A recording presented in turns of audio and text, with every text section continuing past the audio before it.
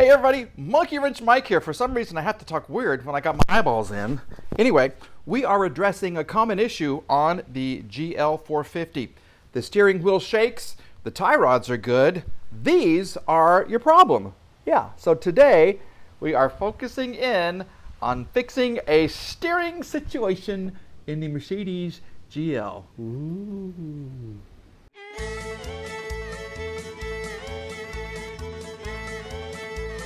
Monkey Wrench Mike. Yay! I'm in the car. Here's what you need right here to fix the situation. You need steering rack bushings. Look at that. Left, right, and you need a bolt. Okay, we'll put the size in the description. You need this bolt because you're going to destroy another one. Yep, Mercedes went this away when they should have gone this away. Because they went this away, you have to remove all kinds of parts, and I'll show you here in a second, just to get this bolt out. So we're going to destroy that bolt, and we're going to go in this way and fix the issue, and we'll be driving smoothly. We're under the car right now, and I would literally show you what it was like driving the car if I didn't have a sofa sitting on top of it right now. I took a picture. Yep, I use my cars in really weird ways.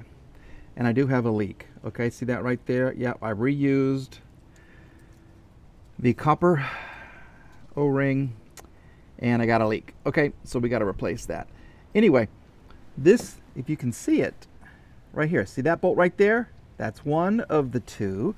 The other one is right there. Okay, that's the other of the two. Everything is a 16, which is a weird size for some reason. Now, the bolt on the driver's side, the left side, you're supposed to pull it out this way. Okay, this is going to be a weird angle. I'm sorry about this, but you can't get up in there to do that. So there's the bolt right there, and you'll notice you only have like a couple of inches, if even that, to get it out. The bolt is kind of long. That's your diff right there. So some people will say, yeah, you got to remove, there's 3 bolts that hold the diff on, kind of jack up the car, move things around a little bit, and then take the bolt out. Others will say, screw that, just cut the bolt and stick it in the other way. That's my chain of thought right there, okay? Now on the passenger side, you get all kinds of room. Okay, let's go ahead and take off the passenger side first. I'm eternally grateful to Randy for getting me these tools. There we go. And we have achieved separation. Gosh, that makes it so easy. And then hopefully it just pushes through. Look at that. And I should have enough room on the back side to get it out.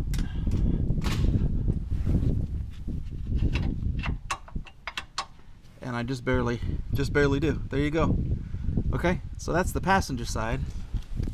And now for the driver's side.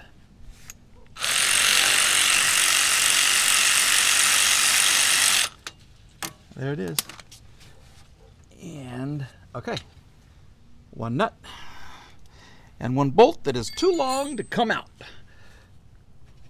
Yep, see, we're already hitting right there.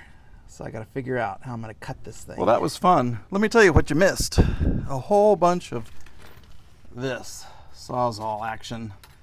Yep, you have to get right up under here. You got to jack the car way up. You got to lose your light. You got to do this until finally the head of the bolt comes off. Come back, light. Someday I'll get a good light. Okay, so now that's it. That's what's left. I'm going to see if I can get that out. Okay. So then we come over here with my pliers.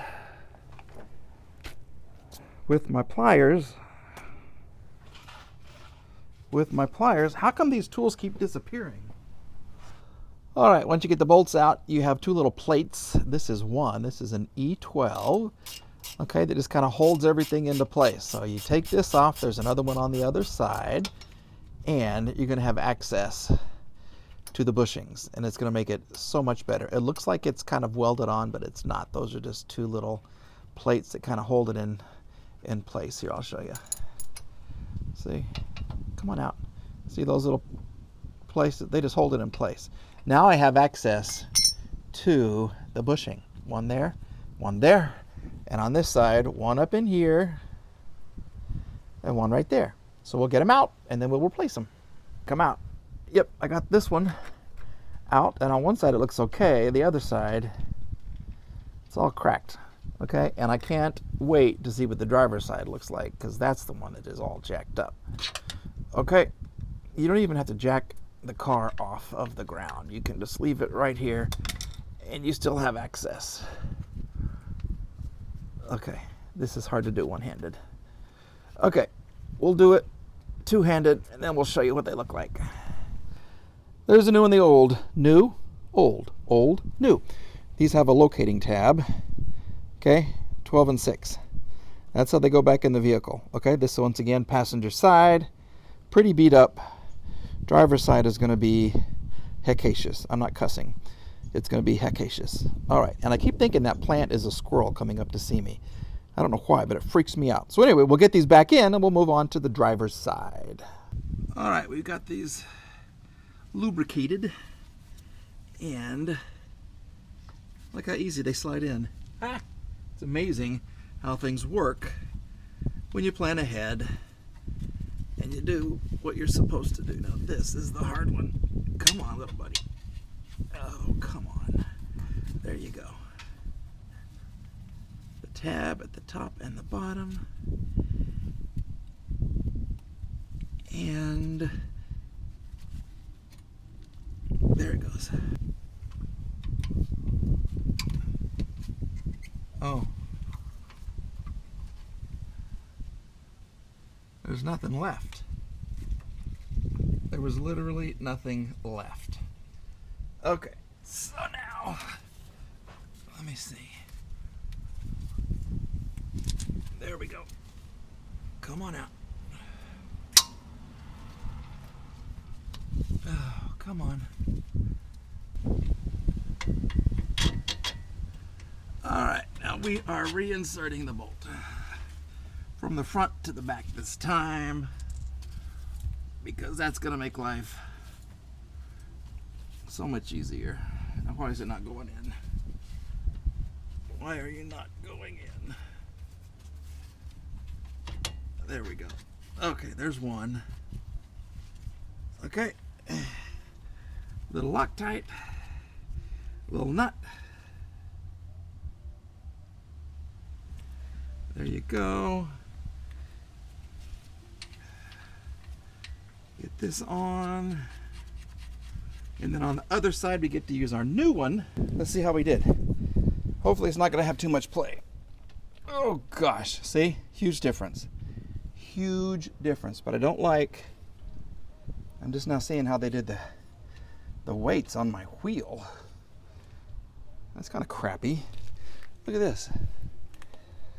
Look at that. Look at all the weight right there. How bizarre is that? Thanks, Lorenzo. That's not going to last. We'll see. In the magic box right here, which I guess should be this way. Ha! There we go. Mass airflow sensor. Yes, sir. Thank you very much. Yep. And for some reason, it was $69. Usually they're like $100, $200, $290.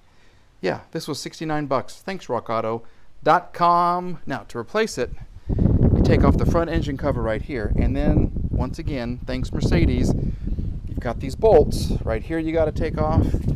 You got bolts on this side that you got to take off.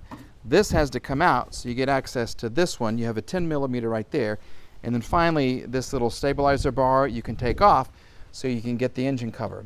Otherwise, you got to unplug all this electrical thing, and I don't like working and unplugging electrical things if I don't have to, because sometimes they get brittle and they break. So we are going to remove this, get the bar out of the way, and I'll show you where the mass airflow sensor lies. Super easy to get out. Oop, goodbye, Fox. Okay, anyway.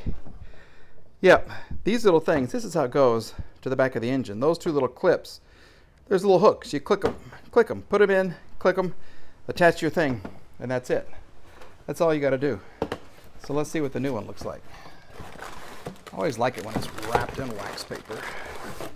Seems so old school. Okay. There's the new beautiful one. There's your 2 clips. Okay. Just like that.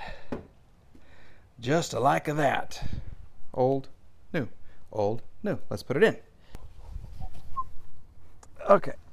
Basically, she just sits in there.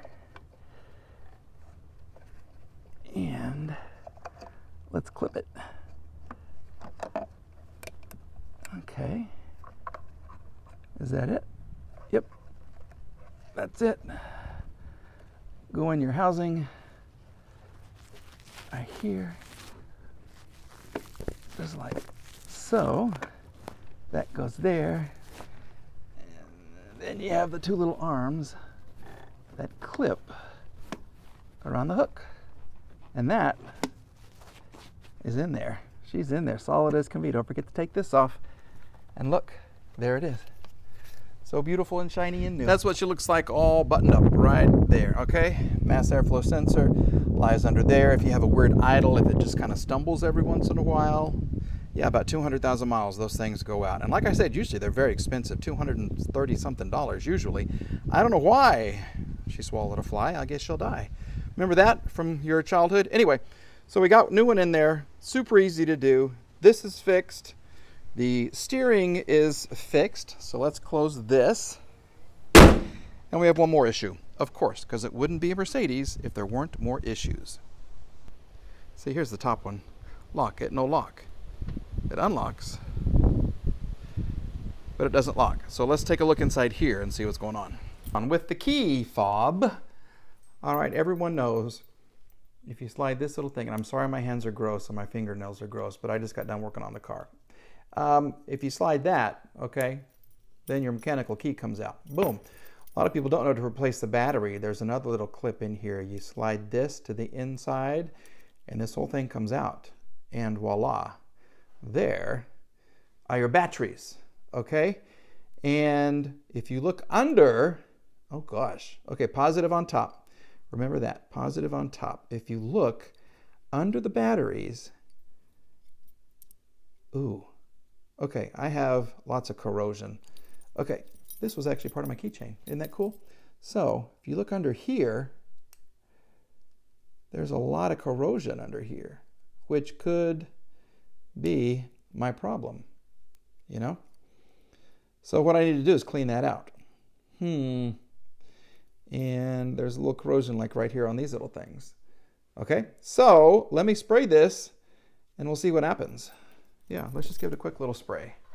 I just happen to have, there we go, electronic cleaner. That looks better already. That was pretty good.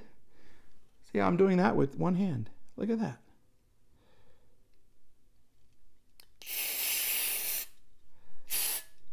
I just don't like how it's corroded under here.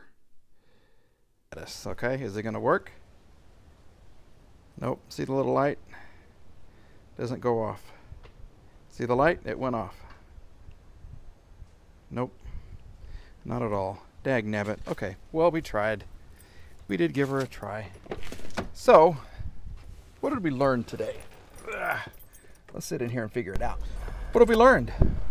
Well, we lost the goatee. We're leaving a patch. Yeah, we're going to see what it looks like with a patch.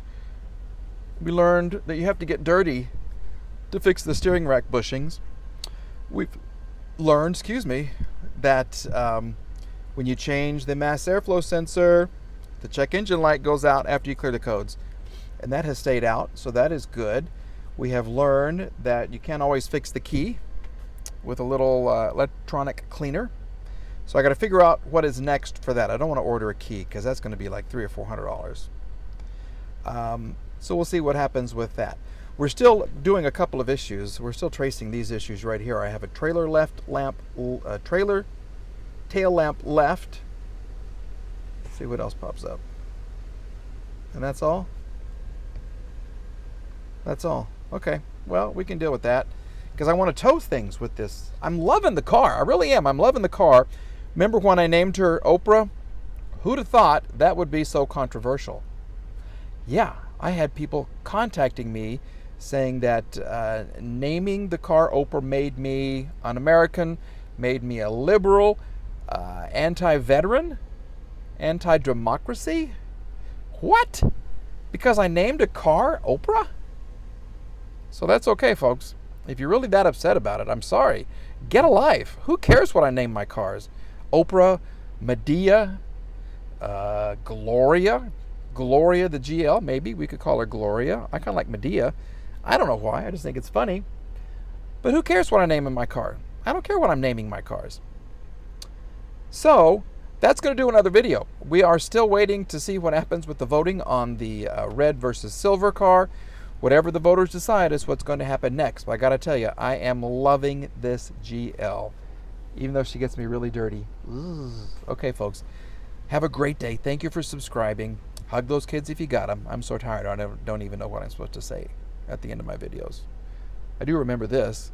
Bye.